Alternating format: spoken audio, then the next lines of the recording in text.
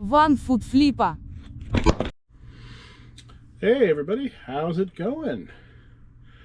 You know, I learned something today. Do you know that when you purchase a label, a UPS label, through eBay and ship it, that you are not the shipper of that item? eBay is.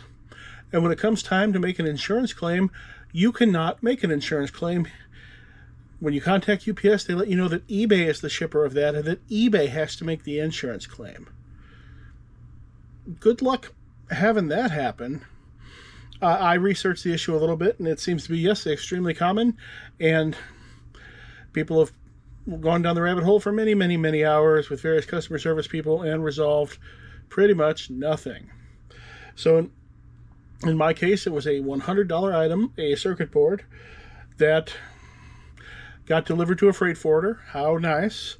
And there it said, delivery refused, package appears damaged. That was 3 weeks ago. The item has not returned to me, nor has it ever moved again. I only found out about it because the customer contacted me on day number 30 to file the claim. And I tried to file the claim with UPS, and I got back this email that says, UPS finalizes all claims with the shipper. Since the parcel was shipped through eBay, they are the shipper of the shipment. I would recommend that you stay in contact with the shipper. We are unable to provide claims information to a third party, such as yourself. Kind regards, Brian, UPS Customer Care Representative. Isn't that great? I'm sure I could somehow get this way worked out, and I'm sure it would probably take me more time than the $100 is worth. Especially, yeah, still, where's the package? Shouldn't it still come back to me? Can't, the inquiries don't even do anything because I'm not the shipper. And I think it will be the same way if you bought it through Pirate Ship as well. Then they'd be the shipper. I sold 2 packs of Ultra Pro card sleeves. $5 plus shipping. At East, flat as a pancake, $13.49. I have never had any good experiences with any sort of package insurance at all, other than the built-in insurance on the eBay standard envelope, which literally pays out every single time, even when it's obvious that the customer destroyed the item themselves, it still pays out. Best of Blondie, $24.99. This album is all gas, and this sold in an hour after listing.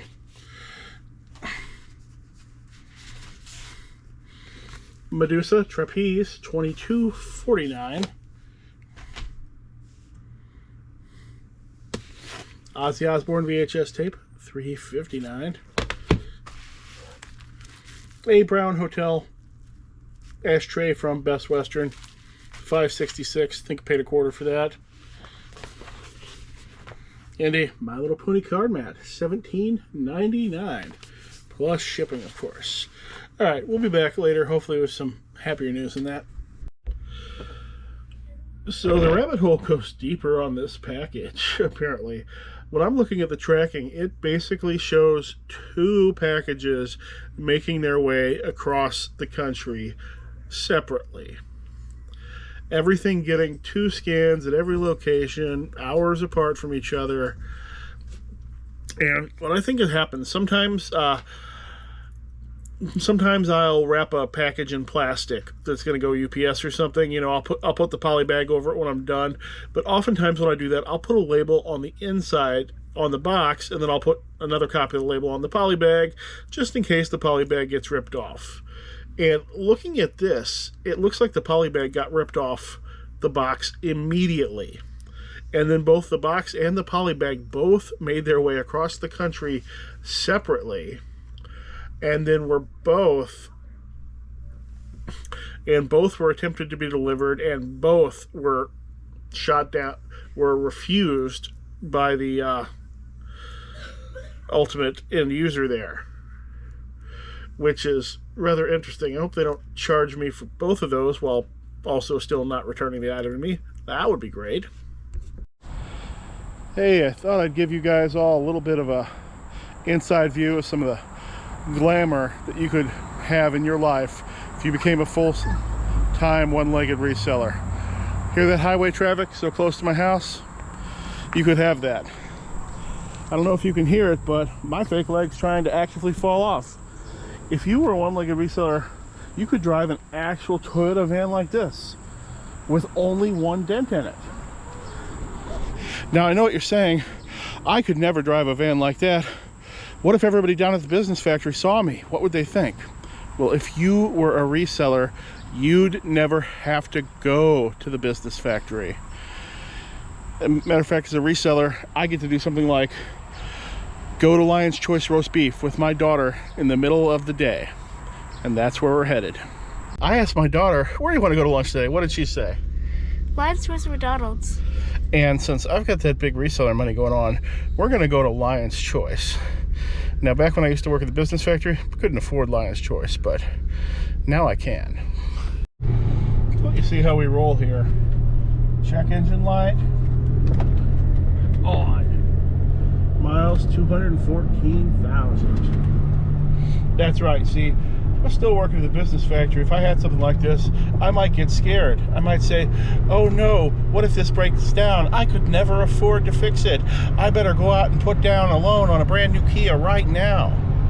But now, I don't have to. I can ride this thing out until it falls apart, which is exactly what I'm actually doing right now. I've been planning on replacing this for months, but the used car market still hasn't put the right thing out there for me yet, so hopefully soon. And this one hasn't actually blown up yet, but it's definitely not anything I want to invest any more money in. All right, we got roast beef sandwiches and fries. They don't have Lion's Choice everywhere, but it's good. I'm probably going to end up having to voice over this because this will probably get a copyright strike because they're playing terrible music. But the important part is that getting this meal was in the script, so it's part of the video production, so it's 100% tax deductible.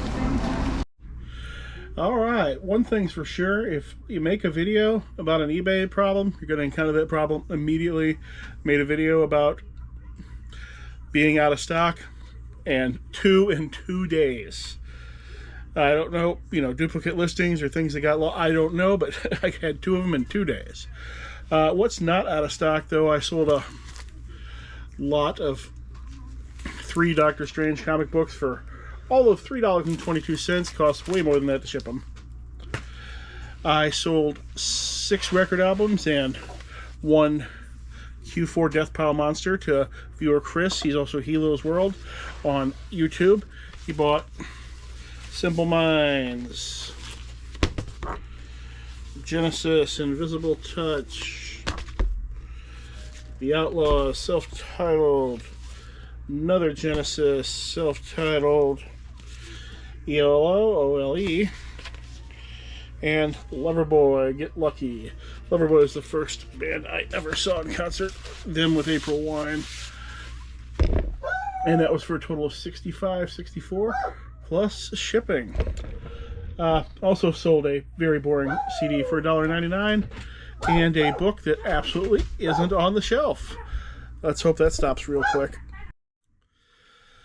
So, one thing you can do if you've got your store maxed out, you don't want to go up to that next level because you're not really going to have that many items, or you don't want to have an ever-increasing, ever-rotting, ginormous store, is you get your store level maxed out, go through and start finding your worst and lowest dollar listings and lotting them up. I freed myself up over 100 listings yesterday by taking 100 pieces of sheet music that I had listed individually and instead turning them into 4 lots. That's going to allow me to get 100 other better listings in there instead of either paying more money for each individual listing or upgrading that store listing just so I can have 100 separate lots of sheet music at $2 to $5 each. No thanks. I would much rather combine, and trying to keep to that 1,000 plus store level just keeps you from having that rotting store, which I believe I definitely had when I had the next store level up. And I think a lot of people with the next store level up definitely have that rotting store. But now that I have got to stick to that 1,000. It is so much easier to just check off what needs to go.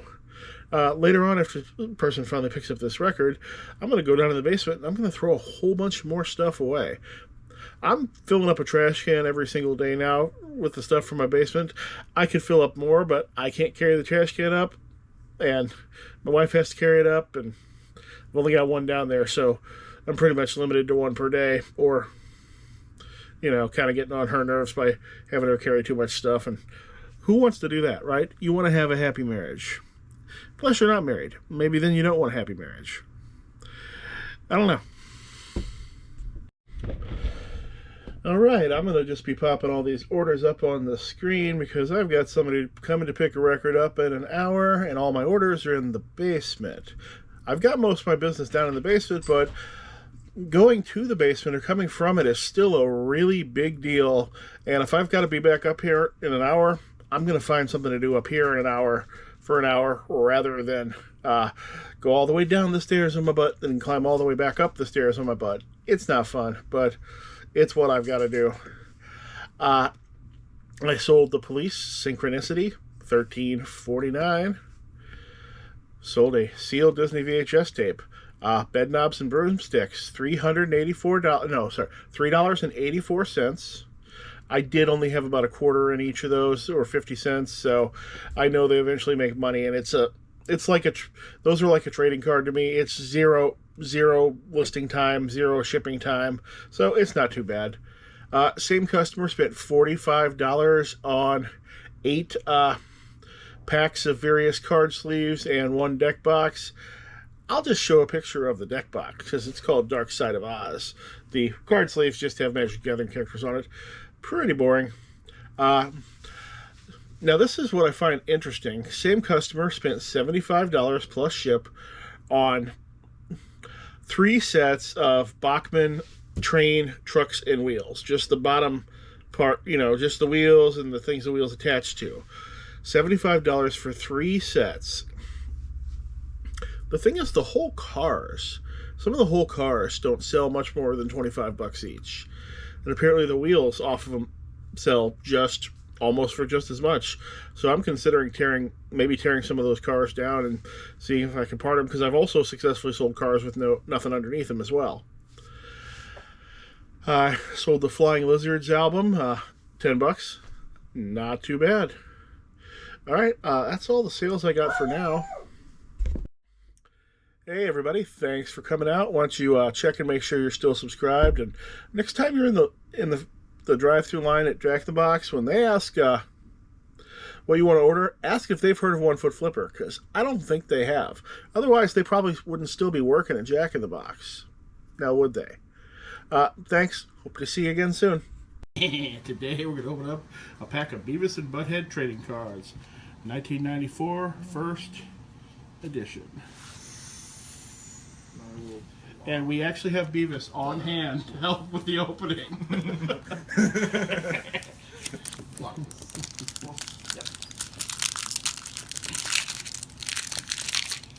Alright, see what we get. That's Mr. Beavis to you.